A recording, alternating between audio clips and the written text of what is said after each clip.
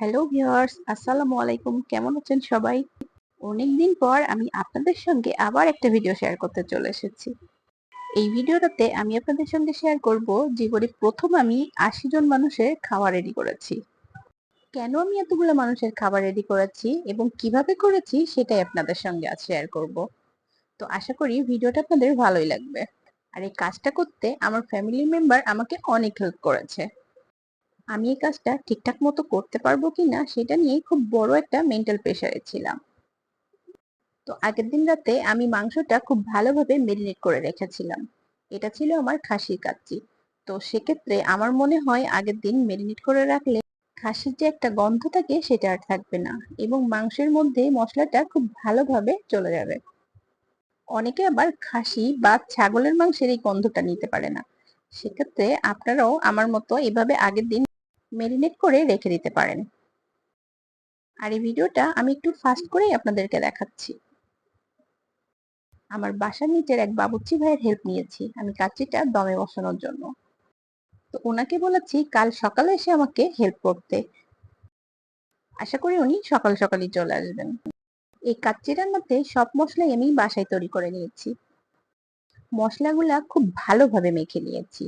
এখন মাংসগুলা ১ ঘন্টা লবণ পানিতে ভিজিয়ে পানি ঝরিয়ে নিয়েছি। এখন মাংসগুলা মশলার সঙ্গে খুব ভালোভাবে মেখে নেব।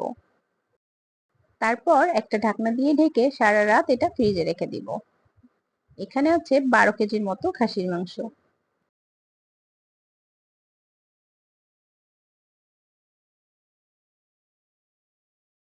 মালাইটা দিতে ভুলে গিয়েছিলাম। এখন সব শেষ, মালাইটা দিয়ে দিব আর একবার লবণটা চেখে নিব।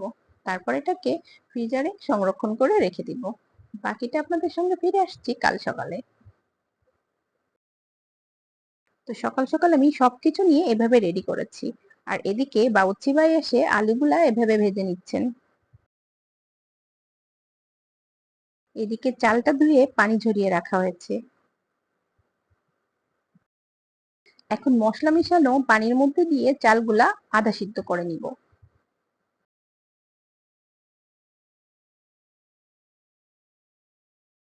এদিকে অন্য পাত্রে মেরিনেট করা মাংস দিয়ে খুব ভালোভাবে একবার নেড়ে নেওয়া হচ্ছে। তারপর এর মধ্যে দিয়ে দিচ্ছে অনেকগুলা গুঁড়া দুধ। আবারও খুব ভালোভাবে মিশিয়ে নেওয়া হচ্ছে।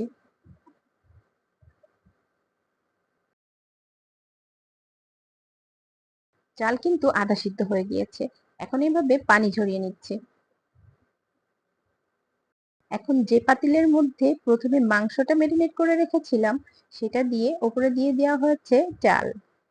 তারপর দিয়ে দিচ্ছেন কিশমিশ, আলু বোখারা আর বেরেস্তা একসঙ্গে মিশিয়ে নেওয়া। এর মধ্যে কিছুটা ঘিও মিশিয়ে নিয়েছে। এখন ১ লিটারের মতো পানির মধ্যে গুঁড়া দুধ আর ঘি মিশিয়ে এভাবে উপর থেকে দিয়ে দিচ্ছেন।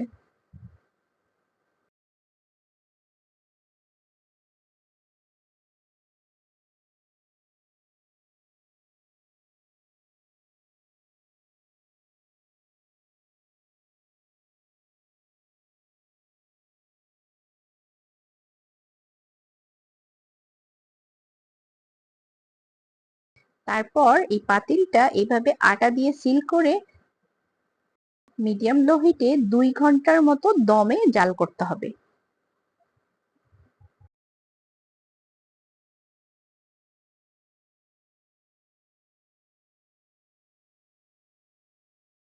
আর ২ ঘন্টা পর যখন পাতিলটা খোলা হলো, ইস কি যে সুন্দর একটা গন্ধ! আমি আপনাদেরকে বলে বোঝাতে পারবো না। তো কাচ্চিটা আমাদের একদম রেডি। ও আচ্ছা, আমি আপনাদেরকে বলেছিলাম আমি আপনাদের সঙ্গে শেয়ার করব কেন আমি এতগুলা মানুষের জন্য রান্না করেছি। আমার পরিচিত একজন আমাকে রিকোয়েস্ট করেছিলেন আমি যেন কাচ্চিটা বাসায় তৈরি করে দেই। তো আলহামদুলিল্লাহ আমি দিতে পেরেছি। তো আমি ওনাদেরকে এভাবে বক্সে করে দিয়েছি। আলু, মাংস, রাইস, একটা ডিম আর সালাদ তো ছিলই। তো দেখুন দেখতে কত সুন্দর লাগছে। আশা করি আপনাদের ভালো লেগেছে আমার ভিডিওটা দেখতে। যদি ভালো লেগে থাকে অবশ্যই আমার সঙ্গে থাকবেন। তো সবাই ভালো থাকবেন। আল্লাহ হাফেজ।